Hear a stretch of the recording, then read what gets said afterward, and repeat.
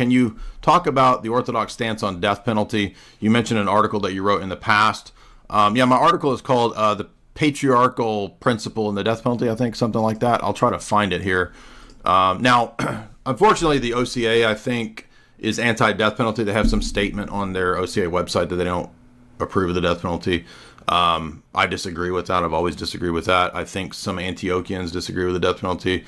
The ROCOR traditional statement affirms the death penalty. So even though that's not like the most important thing to me, like I'm just, I care about the death. I do think it's pretty obvious that the New Testament teaches the death penalty. The early church fathers pretty consistently, maybe a couple outliers, teach the death penalty. So I've always been a supporter of it. I don't really understand just all the pacifist stuff drives me nuts. So here's my article on it. And I include, by the way, several church fathers' statements on the death penalty. And I think the ROCOR, it's at mozpat.ru. The ROCOR statement on it's good. Here it is. Pacifist tendency in the patriarchal death penalty. Here is my article. And we'll look at a couple quotes down at the bottom. Here is that essay, if you want to go read that essay right there. And we'll see, for example, Athanasius in letter 48 notes that God permitted the lawful use of the sword when he stated in Genesis 1, lawful use of sexuality, I think he's talking about there. And then he says in Hebrews 13, marriage bed should be undefiled. And then it says, for example, Athanasius is saying that in some cases, one action in certain situations might be vice, and in other situations it might be virtue. So in other words, sexuality in marriage is good, but outside of marriage, he's saying would be a vice. And so he says, likewise, it is not right to kill, yet in war it is lawful and praiseworthy to destroy the enemy. Accordingly, not only they who have distinguished themselves in the field are worthy of great honors, but monuments are actually put up to their achievement. So the same action is at one time under one circumstance unlawful, while under other circumstances it is lawful and permissible. So there Athanasius is calling the people who have exemplified bravery in warfare worthy of praise and great honors. So that is not pacifism. St. Ambrose in his letter 17 writes that the Christian emperors have the right to exercise the sword.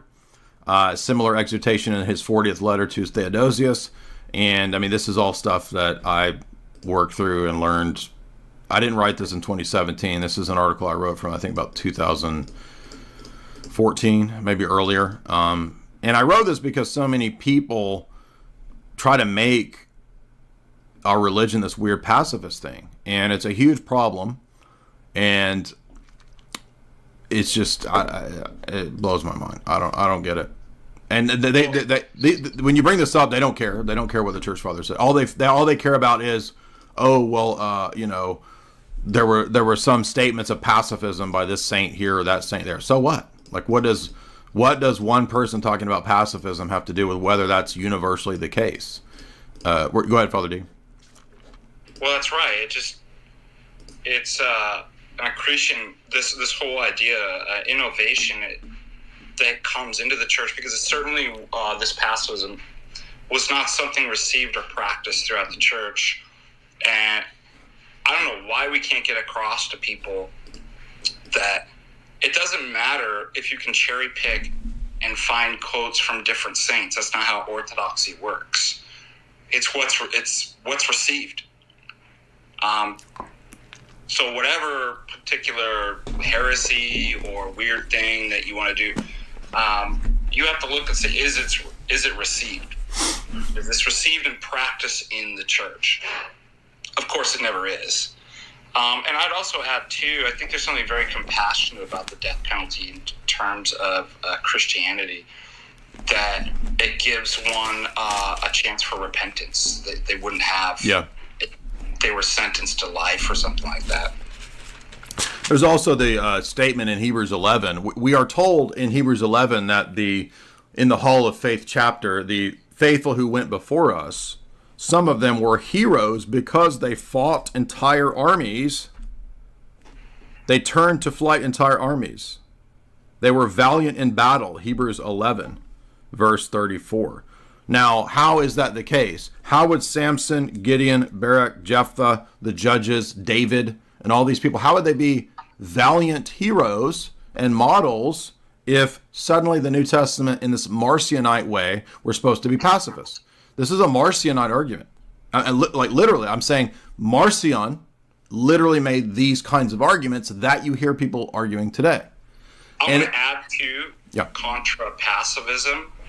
Look at the warrior saints. I was going to say the warrior saints, exactly. By the way, I'm not just talking about saints that you were part of the military before conversion. Right. I'm thinking of, for example, Saint Alexander Nevsky, Sfinte Stefan Chelmare, the Saint Stephen the Great, Saint Olga of Kiev. They were made saints in part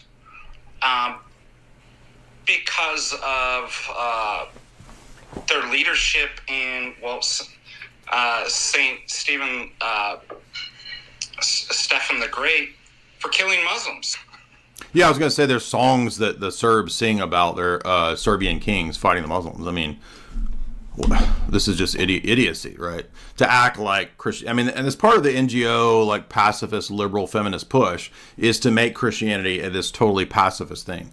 That's part of the strategy of how to basically cuck the West. Chalk 2, sexy, $3. Will you refute Voice of Reason on a stream? Don't know who Voice of Reason is. There's a million atheist, agnostic people. So, but maybe one day. Yvonne Estrada, $3. How do I call in? The Twitter link is bugged. I don't know what Twitter link bugged means. You can go to my Twitter. The space is right there. So I don't know what you mean bugged. How does one get saved in your worldview? Well, we don't have this idea that salvation is like this Romans road, come down to the altar, Billy Graham, I've got hot cheese pizza down here at the altar. If you come and give your heart to Jesus in the sinner's prayer, I'll give you a little Coca-Cola and a hot cheese pizza. We don't have that. Okay, so you got to be catechized. You enter the church, 6 months, 3-year, 2-year process of catechesis, depending upon your situation. And then you have to pass a theology test. Then you have to get your PhD in the Cappadocians. And as those guys said, you read the Cappadocians in the original Latin, even though the Cappadocians were Greek. But procrastinator, $2. What's your advice or thoughts on procrastination? Well, number one, don't call yourself procrastinator because you're just reinforcing that in your head by calling yourself procrastinator. So if you want to fight procrastination, get chalk.com. Chalk.com will give you so much energy. You'll be so amped up, especially from the Tomcat Ali. Head on over to chalk.com right now at choq.com. Use the promo code J50 to get 50% off all those excellent especially the Chad mode, which is now out, which is awesome. But I'm especially if you mix it with the patristic faith coffee. Ah, yes, the Lore coffee is listed in the show description. There's the link if you want to get that great coffee. Thank you for reminding me of that, FDA. Get that link in the show description, and you can support my work as well as Father Deacon Ananias' work through Lore Coffee, which will help you to not procrastinate. So substances such as chalk and coffee can help you to not procrastinate. Let's see. Who's next? Dan Molitor. What's up, Dan? By the way, we're going to have to close it out pretty soon. I have to go. I have an interview with Deanna Lorraine tonight. So this will probably be our last question here tonight. Hey, Jay. Yo. Can you hear me? Yes, sir. So this is actually just based off of what you just talked about with capital punishment or death penalty. Can you or Father Deacon Ananias speak to, because I think when you say pacifism, like the Protestant mindset would probably think of like the martyrs or turn the other cheeks. Like how do you? Yeah, I think the answer. Yeah, this is a fair question, and I think the answer to this is that there's going to be wisdom in determining what the right action is in the right situation. So there's not necessarily a one-size-fits-all solution to how you as a Christian would handle any possible situation that comes along. So let's say I'm a soldier and I'm called into battle for, let's say, for the sake of argument, legitimate reasons, it would not be legitimate in that case to say, oh, I'm suddenly a pacifist and I'm not going to defend my homeland because, oh, I'm a pacifist. That would be cowardice. So you would not be exercising the virtue of bravery in defying the providential situations scenario that comes about for you where you should fight. If I am, I don't know, a hermit out in the woods and a battalion of soldiers, this has happened many times in the history of the church, right, comes out to my hermitage and says, we're going to chop your head off because you confess Christ, step outside here.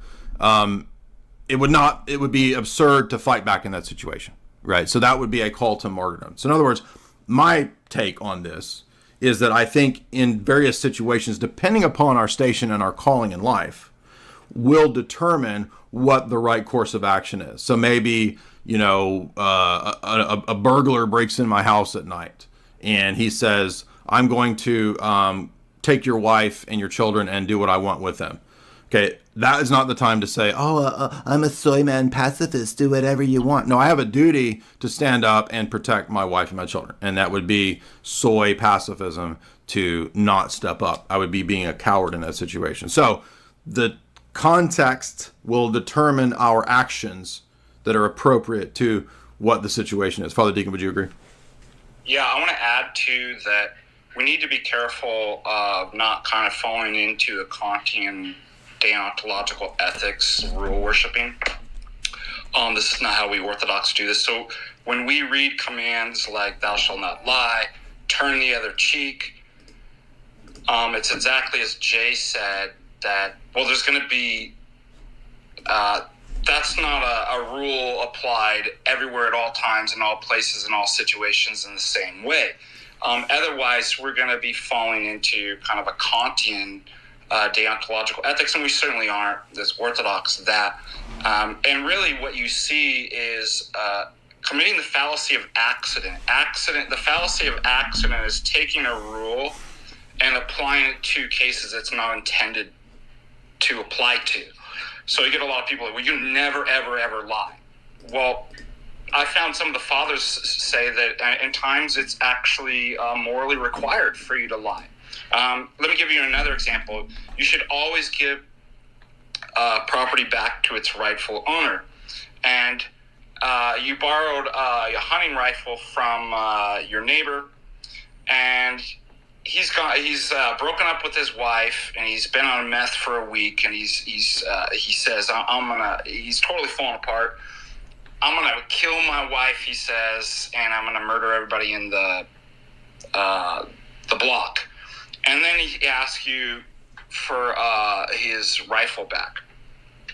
And what do? If you're a Kantian, well, the rule is always give property back to its rightful owner. You see that's committing the fallacy of accident. So this is an analogy for turning the other cheek. Yes, it's a general rule, and there's cases that wouldn't apply to. And if you don't think so, you're committing the fallacy of the accident. That's what I would add. Yeah, great point.